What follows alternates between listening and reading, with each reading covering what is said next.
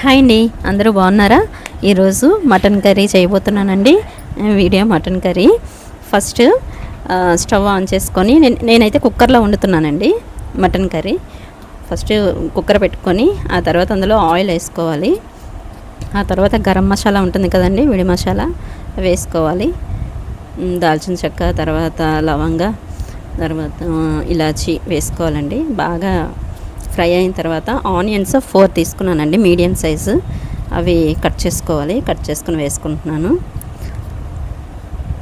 ఆ తర్వాత అది బాగా కలుపుకోవాలండి. ఏంటో సండే అంటే పనంతా చక్కగా హ్యాపీగా చేసుకుందంటే ఎంత చేసినా పని అస్సలు తేలదండి. ఉదయం టిఫిన్లు, మధ్యాహ్నం లంచ్, ఏంటో పిల్లల స్కూల్స్ ఎలా అనుకుంటాం, కానీ ఆ రోజే పని ఎక్కువ ఉంటుందండి.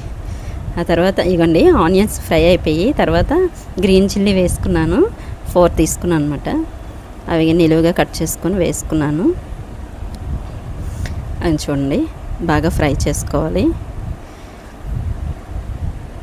ఆ తర్వాత ఈ మటన్ అండి బాగా క్లీన్ చేసుకొని అందులో ఉప్పు, కారం, పసుపు అన్నీ వేసుకొని మిక్స్ చేసి ఒక ½ అన్ అవర్ నేను పక్కన పెట్టుకున్నానండి.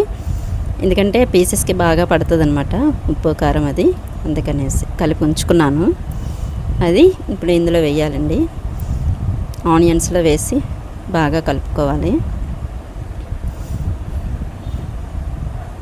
ఆ తర్వాత గరం మసాలా అండి 1 స్పూన్ తీసుకున్నాను. 1 స్పూన్ గరం మసాలా వేసాను.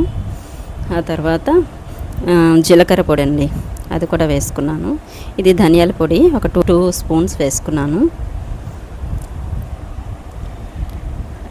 కారం అండి ఆల్రెడీ నేను కలుపుకున్నాను కదా, అందులో కొంచెం కారం ఉంటుందని చెప్పి 1 స్పూనే వేసుకున్నాను. ఈ గ్రీన్ చిల్లీ కూడా వేసాను కదా, కారం సరిపోతుంది, అందుకే 1 స్పూనే తీసుకున్నాను. బాగా కలుపుకోవాలి. ఆ తర్వాత కొంచెం ఉప్పు వేసుకున్నాను. మళ్ళీ బాగా మిక్స్ చేసుకోవాలండి.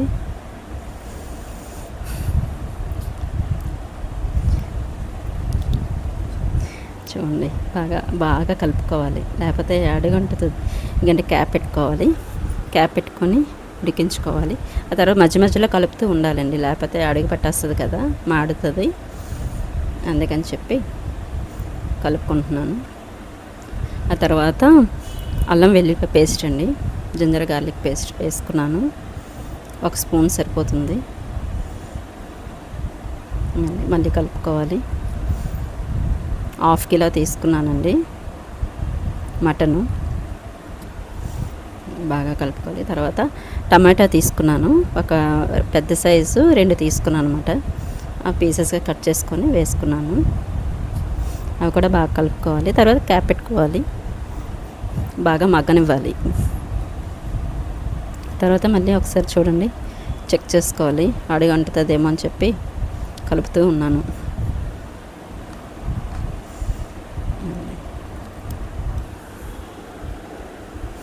మా ఇంట్లో అందరికీ మటన్ అంటే చాలా ఇష్టం అండి. మా హస్బెండ్కి బాగా ఇష్టం మటను. నేను మళ్ళీ క్యాప్ పెట్టుకోవాలి. ఇలా చెక్ చేసుకుంటూ ఉండాలి, మధ్య మధ్యలో కలుపుతూ ఉండాలి. ఆ తర్వాత ఇవన్నీ కొత్తిమీర వేసుకుంటున్నాను.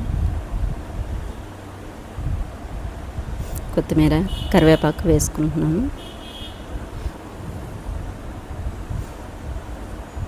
వేసుకొని బాగా కలుపుకోవాలి.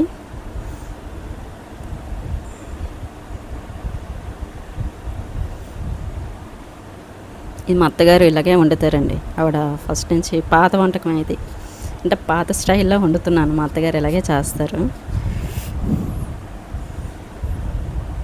నేను వాటర్ వేసుకున్నాను. 4 గ్లాసెస్ వాటర్ తీసుకున్నాను మటన్ మునిగేంత వరకు.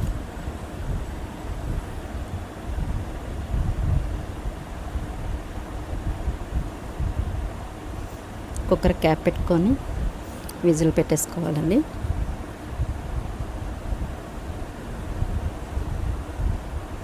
ఒక 10 విజిల్స్ రావాలి. మటన్ కదా కొంచెం గట్టిగా ఉంటుంది, అందుకని 10 విజిల్స్ వచ్చినంత వరకు ఉడికించుకోవాలి.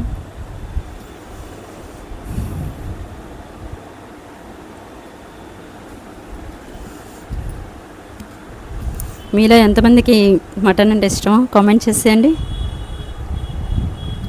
చూడండి అయిపోయి వచ్చింది. ఒకసారి మళ్ళీ చెక్ చేసుకుందాం, కలుపుదాం. అయిపోయిందండి, ఆల్మోస్ట్